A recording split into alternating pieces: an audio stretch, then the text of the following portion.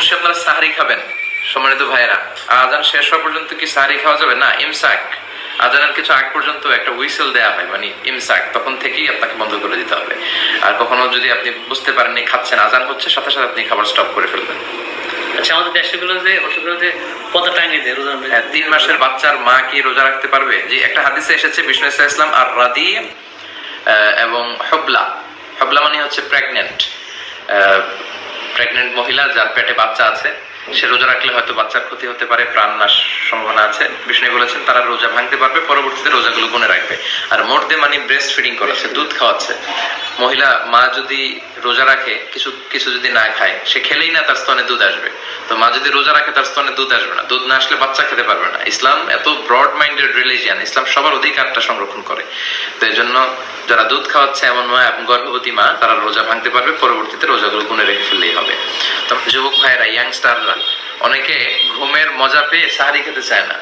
আম্মুকে আব্বুকে বলে রাখে যে আমাকে ফজরের সময় ডাকবা, সাহারি না খেলেও তো রোজা হয়, আমি উঠে ফজরের সালাত করবো না। সাহারিটা মিস করবেন না, কেননা বিষ্ণু বলেছেন তাসাহহারু ফাইন্না ফিস সাহুরি বারাকা, তোমরা সাহারি খেও, কেননা সাহারিতে আল্লাহ বরকত দিয়ে দিয়েছেন।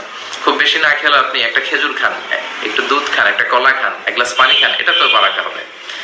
উমরে ফারুক রাত্রিবেলা ছদ্মবেশে মদিনার অধিবাসীদের অবস্থা তিনি খেয়াল করতেন যে তারা কেমন আছে। তো একদিন রাতে তিনি ফিরে আসছেন, উনি থাকতেন আওয়ালিল মদিনা, মদিনার উঁচু এলাকায়।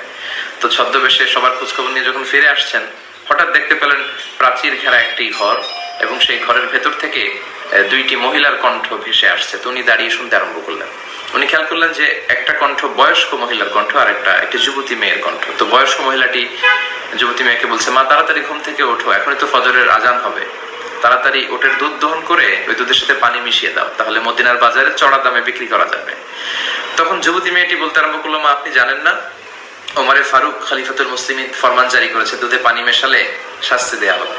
তো মা বললো, এই গভীর অন্ধকারে কি ওমর দেখবে, কিংবা ওমরের সৈনিকেরা কি দেখতে পাবে? তুমি তাড়াতাড়ি দুধের সাথে পানি মেশাও। তখন মেয়েটি উত্তরে বলেছে, ইয়া উম্মি লাউলা রাআ উমর লা রাআ রব্বু উমর, মা ওমর দেখছে না, কিন্তু ওমরের রব কিন্তু দেখছে। লাউলা রাআ উমর, ওমর দেখে না কিন্তু ওমরের রব কিন্তু দেখে। তো এটাই হচ্ছে তাকওয়া। পুলিশ দেখে না, র‍্যাব দেখে না, পুলিশের চোখ ফাঁকি দেয়া যায়, র‍্যাবের চোখ ফাঁকি দেয়া যায়। আমি এই কথাগুলো বলি মাঝে মাঝে যে বিমানবন্দরে কাস্টমস অফিসারের চোখ ফাঁকি দেয়া যায়, পরীক্ষার হলে ম্যাজিস্ট্রেটের চোখ ফাঁকি দেয়া যায়, কিন্তু আল্লাহর চোখ কি কখনো ফাঁকি দেয়া যায়?